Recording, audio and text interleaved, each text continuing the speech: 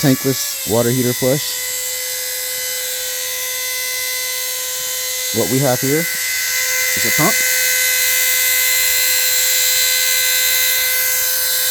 pumping water, cycling this solution mix with water to clean the inside of this tankless water heater. It's just flushing right now. As you can see. And it just recycles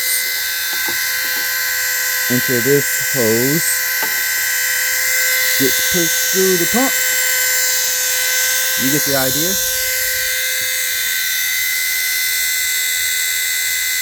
Through the cold side of the water heater. And the solution cycles through the whole heater. Comes back out of the hot side.